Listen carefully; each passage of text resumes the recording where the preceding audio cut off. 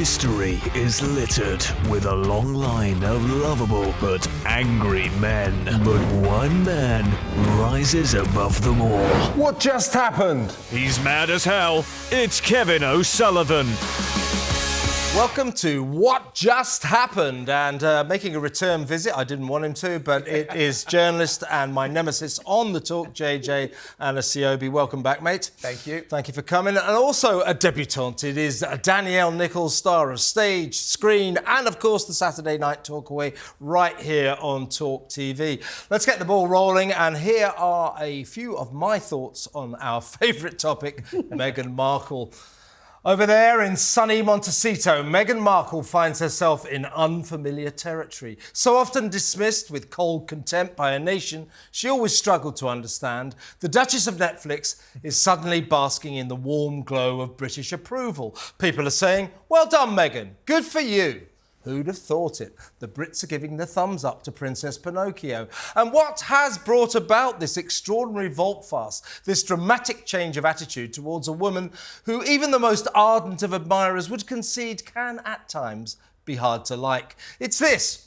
The former cable show actress has decided not to attend the King's coronation, to remain in California with her kids, while her petulant prince of a husband, Harry, heads across the Atlantic to cast a sulky shadow over his dad's big day. Despite his appalling behaviour over the past couple of turbulent years, Harry is Charles's beloved youngest son, and although many have their reservations, it's only right that he should be there. It's also right that Meghan, who seems to be on a malicious mission to destroy the royal family, won't be there.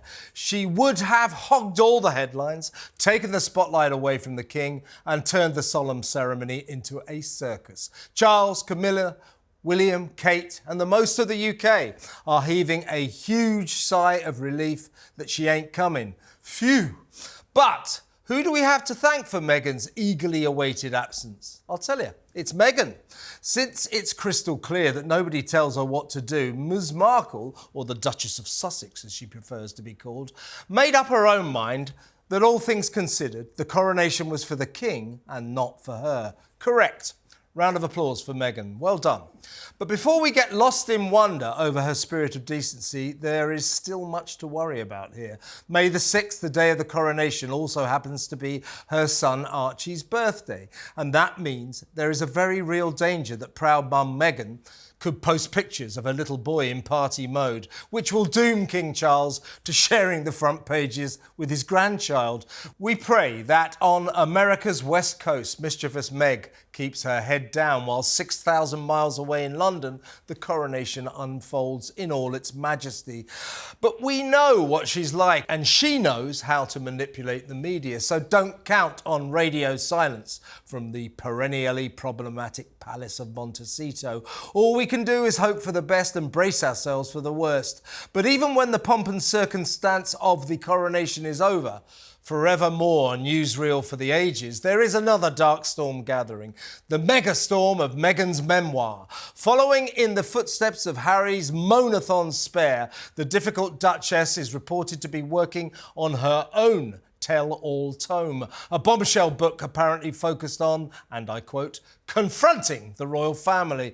Quite what that means we dread to think, but if Harry aimed mean-spirited slings and arrows at his father, brother and the rest of the royals, Meghan is likely to enter the fractious fray all guns blazing, firing exocets straight into the bleeding heart of Buckingham Palace. 1,000,000 times more damaging than the Oprah Winfrey interview when she joined Harry to suggest that Charles and his regal clan were a bunch of old-fashioned skinflint racists. Meghan, my story doesn't bear thinking about. So please, Meghan, don't put pen to paper. You can be reasonable, as your decision to steer clear of the coronation proved. So while you're on a roll, ditch the book too, eh? You don't need the money, we don't need spare on steroids, and no one needs the pain and the turmoil it will undoubtedly cause. So please, Meghan, do us all a favour. Just don't write it.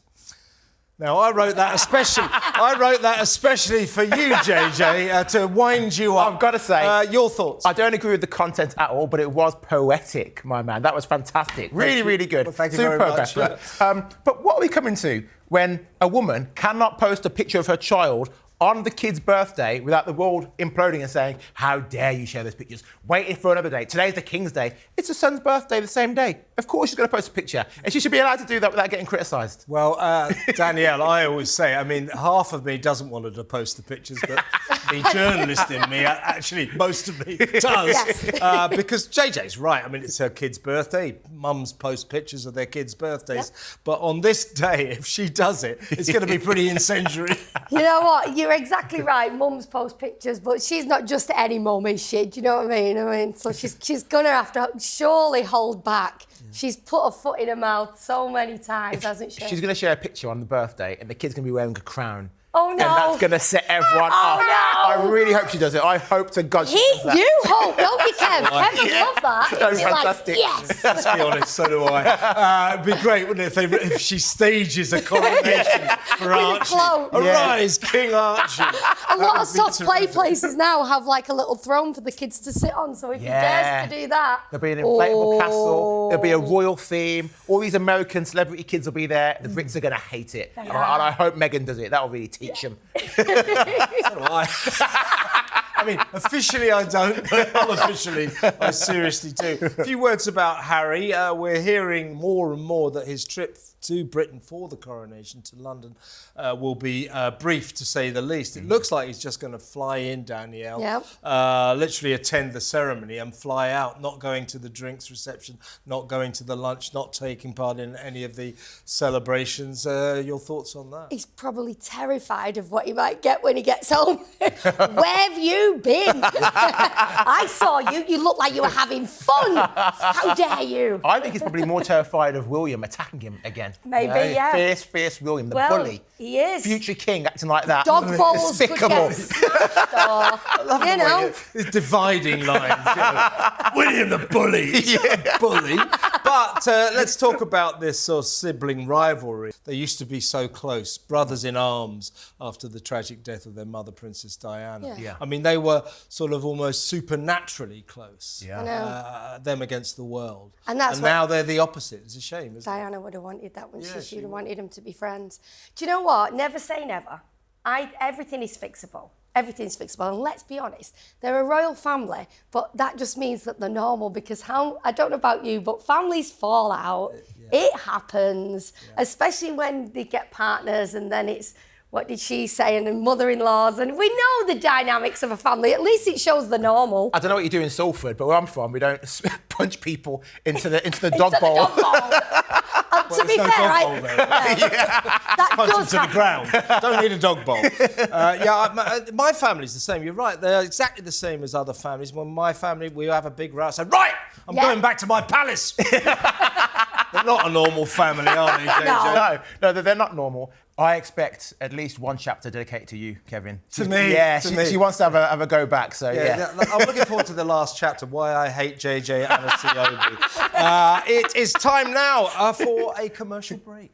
Who is your celebrity soulmate? Which movie or recording star are you most compatible with? Who would make your best date or mate? It's written in the stars. Just call Star Match and take the astrological personality quiz. Answer questions with your touch-tone phone and you'll be matched up with your most compatible celebrity. They said Luke Perry's my perfect match. Julia Roberts, wow. Just $1.95 per minute, under 18, get permission. Call now and discover your perfect star match. P.S. We'll even give you their address so you can contact them for your first date.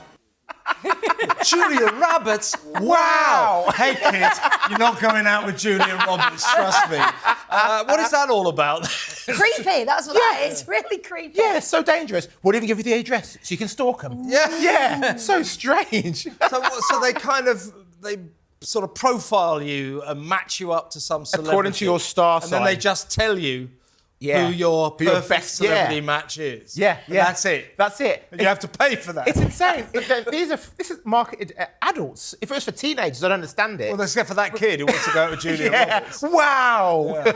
Hey, pretty woman, let's go out. You know. I mean, the things that they took. What was the one we did last week?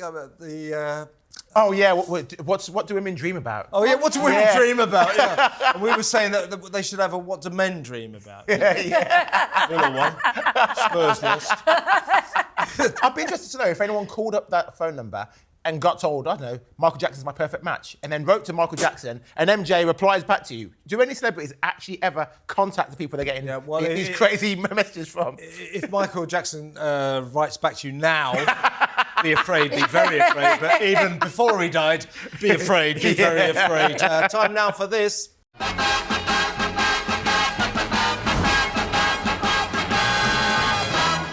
Yeah, this is the moment where we go through my fan mail. I get mountains of it every week, as you well know, and I'm going to read some of the mean tweets that have been posted about me on love Twitter. This bit. Here we go. Andre is that they tend to just go for him and not me, so Yeah. it's all right. It's a great shield. He is, isn't it? He's a big target. But yeah, no, at the moment, I get a lot of unsolicited pics Wow. on the daily. Time for a real commercial break now. What just happened?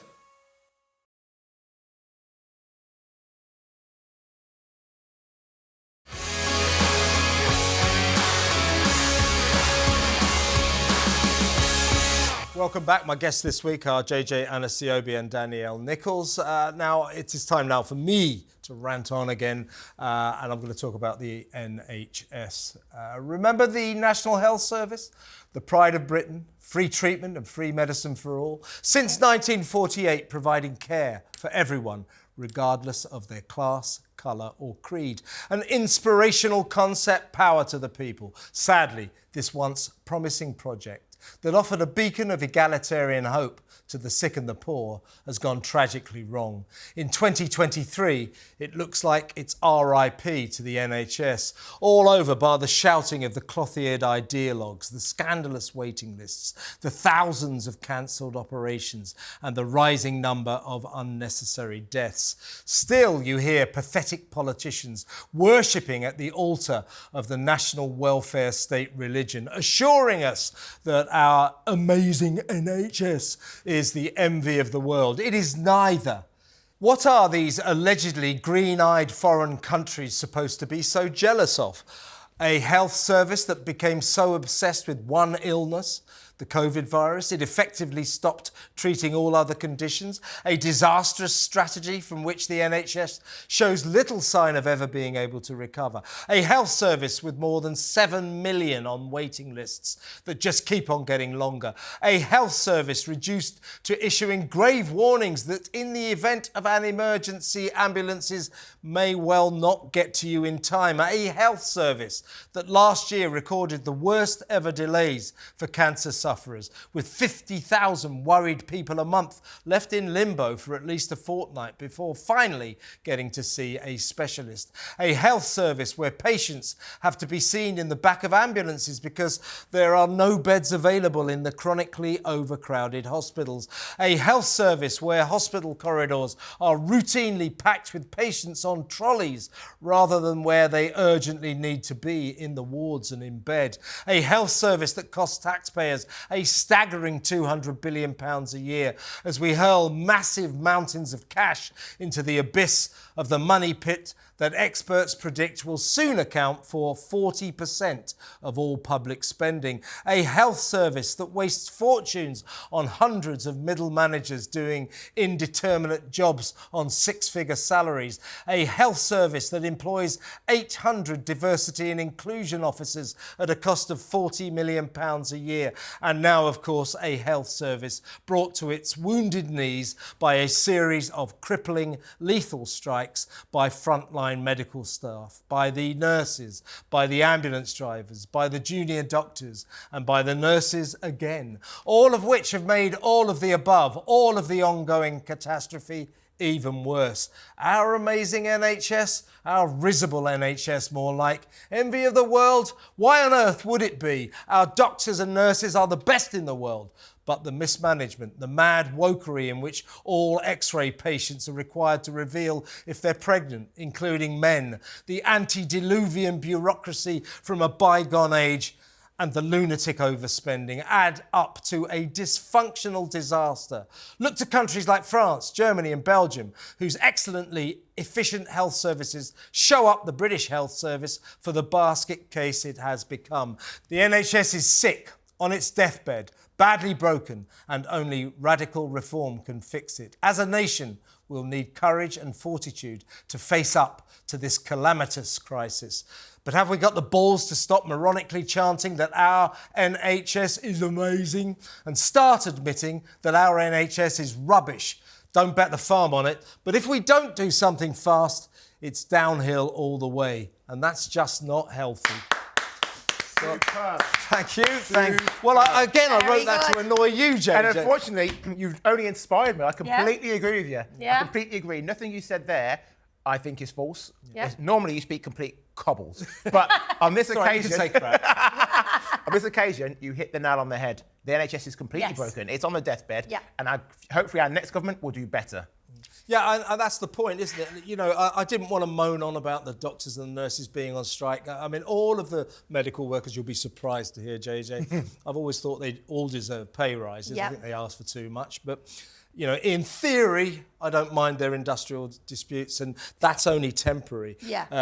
And I think that while we've been watching them all on the picket lines lately, it's overshadowed the backdrop, which is a health service in a state of terrible decline. Absolutely. And I think my own personal opinion is because they've tried to privatise it in tiny little ways and it's not worked because that's not how the system can work. And so these little micro privatisations that they've been doing within the NHS, in my personal opinion, we're only ever going to break it because the system can only work if it works in that one way. And by half doing it, the way they've done it, even with cleaners and the tea lady, even in those ways, it cannot work like that, in my personal opinion. And so I think that's how they've wrecked it. My grandma, who recently died from dementia, 16 hours on a trolley in a corridor, there you go. which is considered a bed.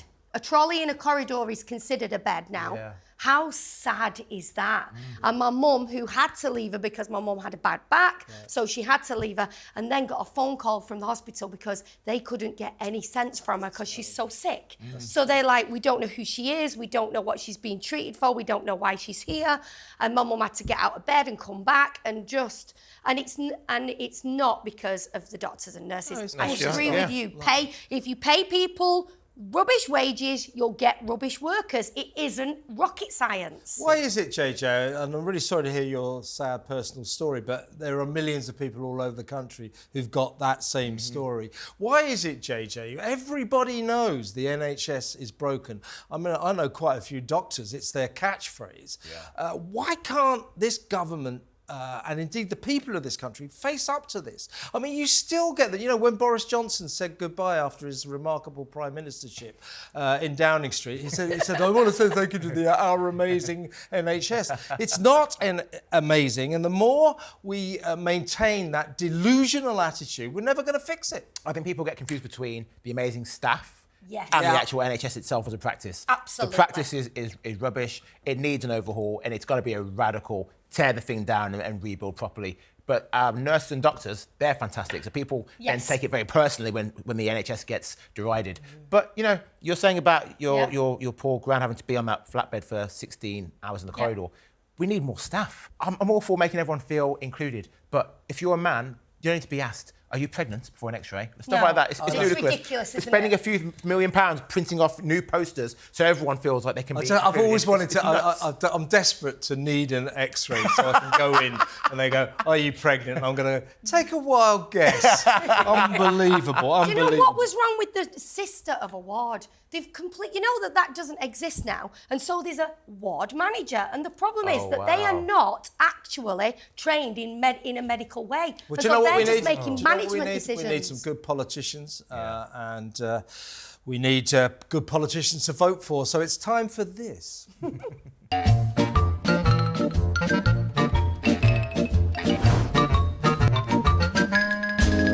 Take it away, Jerry Springer. I'm Jerry Springer, and I want to be your governor.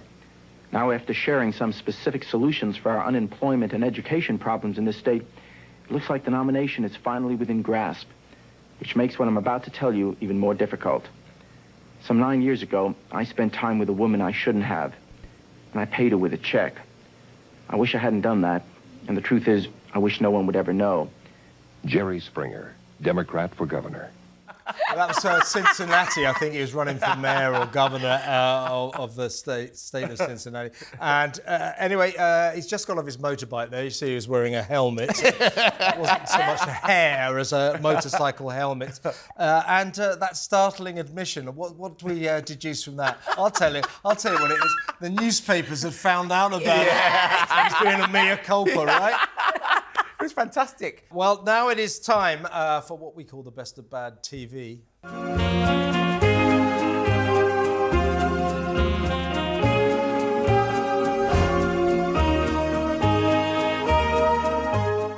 Well, we've had a few musicals in the past few weeks. We had the musical to celebrate Coventry Market. Last week we did the fantastic musical to celebrate the Newcastle Metro, the Underground. And this week we've got the BBC musical celebrating the 50th anniversary of the Watford Gap service station on the M1.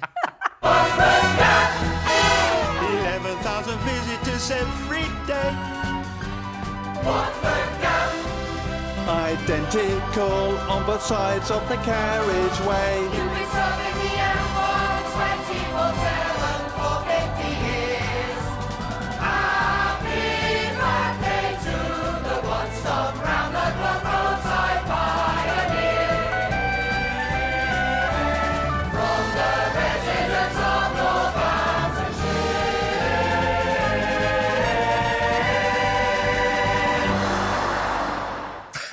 So that's the BBC. Now, the BBC is obsessed with balance. It always shows both sides of the story. So this musical has a slightly darker side to it as well. Let's have a listen. One night we lost all of our cuddly toys, stolen and sold on in London by dodgy Barrow boys. I've never seen a stronger argument for defunding the BBC ever than that musical. Absolutely defund it. What a waste of money.